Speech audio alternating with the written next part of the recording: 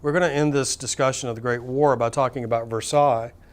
This, of course, is the Versailles Treaty, is the treaty that ends the war and redistributes territory in Europe. We'll talk a little bit about the Sykes-Picot Agreement, which will redistribute territory in the Middle East. Versailles, of course, is a suburb of Paris. This is where the French monarch had resided for a few centuries. And today, of course, it's a huge tourist attraction. In 1918, it's where the victorious powers gather to decide what the post-war world is going to look like. I want to emphasize that President Wilson earlier in 1918 had published what he called his 14 points. And this is just really high-level propaganda talking about the type of world we want to create at the end of this war. And I won't require you to know these 14 points, but there is one that you should keep top of mind, and that's the idea of self-determination. Wilson put forward the idea that small ethnic groups in Europe should not live under the thumb of empires, that the Poles should have their own country, that Romanians and Hungarians and Serbians and so on, that each ethnic group should have its own nation. You can imagine how popular this idea was. It spread around the world like wildfire. The colonized people in Africa and Asia took to this idea, believing it to be the sort of the intellectual foundation of their freedom. It'd be difficult to describe their disappointment in discovering that Wilson did not intend self-determination for Africans and Asians. He intended it for Europeans. But that's another story. This idea of self-determination is going to result in redrawing the map of Europe. And again, you'll have to look at your map supplied for you here to see exactly what is done. We'll look at Germany first. Germany is amputated in a couple of areas. The two most important for our purposes. Look in the West Germany. You see the area sort of in a light red or pinkish color. This is the Rhineland. It's called that because the Rhine River flows through it. The Rhineland is going to be demilitarized as a result of Versailles. The French will insist upon this. The idea here, of course, is to back Germany up. If Germany decides to attack France again, she'll have to do it from a standing start a few hundred miles further east. The French are insistent upon this. They will not sign the treaty unless this demilitarization clause goes into effect. Germany will also lose two provinces in the west, Alsace and Lorraine. These have been tossed back and forth between Germany and France like a tennis ball. France will reacquire them here. A small portion of Germany is amputated and awarded to Denmark in the north. And then most importantly, in the east, you see a large swath of German territory. This is called the Polish Corridor. This is taken from Germany and awarded to the newly reconstituted state of Poland. You'll notice that Poland is created not only from German territory in the west, but from Russian territory in the east. These territorial changes to Germany are important, especially the Rhineland and the Polish Corridor. You will hear me talk about these again when we get to the Second World War. Germany is also going to be made to pay reparations. The idea here is Germany broke it, therefore Germany has to buy it. Well, Germany has broken Western Europe, and she's going to have to pay for the damage. Germany, of course, is in no financial or political shape to do this. So what ends up happening is that the United States banks will loan Germany the money to pay these reparations to the French and the Dutch and the Belgians. So politics and finance makes very strange bedfellows. The other two great empires, of course, Russia and Austria-Hungary, they too are dismembered. Take a look at the map. You see the area, the beige or peach-colored areas here. And you'll notice Finland, Estonia, Latvia, Lithuania, Poland. These are all now created as new sovereign states, taken from Russia as a result of self-determination, Russia's defeat in the war, Lenin's treaty with the Germans. So self-determination takes root here in what used to be Russian territory. And then you can see on the same map, the Austro-Hungarian Empire is gone. What takes its place? New, small, weak countries. You see Austria, Hungary, Romania, Czechoslovakia. Of course, Poland has been created. You see the Italian portions of the Austro-Hungarian Empire. Some of that is reverted to Italy.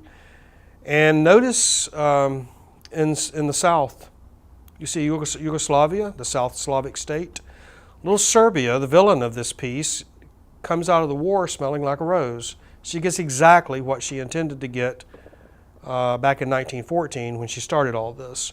You'll notice that what we used to call Bosnia is now part of Yugoslavia, dominated by the Serbs. So we see Germany dismembered, Russia dismembered, Austria-Hungary dismembered. Of course, there is one remaining empire, and that's the Ottoman. You take a look here at what we call the Sykes-Picot Agreement. What this does is take the Ottoman territories in the Middle East and apportion them to the British and the French. These are called the British and French Mandates in the Middle East. These are supposed to be temporary periods of rule by the British and the French over these old Ottoman provinces. And you can see here what will become Syria, Israel, Lebanon, Jordan, Iraq. So all of these old Ottoman provinces are taken from the Ottomans, governed until the Second World War, and just after, by the British and the French before they abandoned the Middle East. And you can see in particular, look at the bright red area in Mesopotamia on this map. This, of course, is the modern country of Iraq. What the British did here in the early 20s was to take 3 Ottoman provinces, the northern portion of Iraq, dominated by the Kurds, or Kurdistan. They put that together with a Sunni-dominated Baghdad and a Shia-dominated Basra in the south, and they cobbled together sort of an artificial country.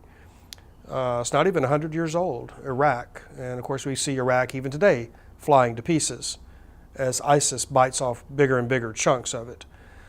So Versailles fundamentally rearranges, and Sykes-Picot fundamentally rearrange the territories in Europe and in the Middle East that had previously belonged to the great empires. Now, what else should we say about Versailles?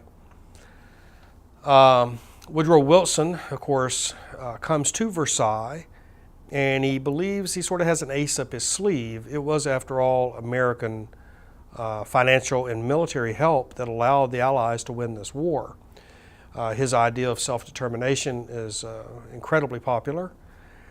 And Wilson has a few other ideas he would like to see implemented. One is the League of Nations. The League of Nations is built on the notion of collective security. Wilson believes that if the world's nations can belong to this club, this league, if one of those nations misbehaves, the other nations can give it a good spanking and make it get back in line. So collective security lies at the heart of this idea. The League of Nations is weakened at its inception by the absence of 2 large, important countries. The new Soviet Union, what had been Russia, now the communist state of the Soviet Union. The Soviets aren't even invited to the conference. The Western allies want to keep the communists at arm's reach. They regard Lenin with a mixture of fear and contempt, and so Russia is not even involved in these treaties at all. The other great power that is not a member of the League is the United States. And this seems counterintuitive. It is, after all, the United States President, Woodrow Wilson. This is his idea.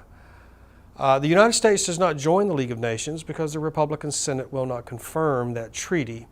The Republican Senate believes that collective security will require the United States to fight at someone else's behest. In other words, we may have to send our armed forces to a place where we have no interest to enforce collective security and the integrity of the League. So we don't join the League of Nations. Tragically, Wilson will, in his attempt to persuade the American people to put pressure on the Republican Senate, he will suffer a stroke during this campaign and spend the rest of his presidency incapacitated. So Versailles is going to fundamentally reorder Europe. It's interesting to think about this. There was a young German corporal who had fought on the Western Front for 4 years. He was wounded in 1918 in a gas attack. He was sent back to Germany to recover, and he was in the hospital when word arrived that Germany had surrendered and the war was over. And this young corporal was incredulous. He could not believe that Germany had lost the war. He pointed to the fact that German armies were still in the East, still in Russia, that German armies were still in France, were still in Belgium. How could we have lost the war? He rapidly found scapegoats that he could blame for this humiliation. Liberals here at home, Jews, communists. Here at home in Berlin, he believed that Germany had, in fact, been stabbed in the back by traitors, by Germans. They had not been legitimately defeated on the battlefield, but had been betrayed, stabbed in the back here at home. This young corporal would leave military service within a couple of years, and he would become a politician. And he would travel the highways and byways of Germany for the next decade, pointing to the Versailles Treaty and how this treaty had reduced Germany. It put her at the end of the line instead of the head of the line where she belonged. How this treaty had butchered German territory, had demilitarized the Rhineland, had taken Alsace and Lorraine, had taken the Polish corridor from her and give to the new state of Poland. Germany was essentially enchained by Versailles. And this young man never let the Germans forget it. He, of course, would take power in 1933, and Adolf Hitler would rapidly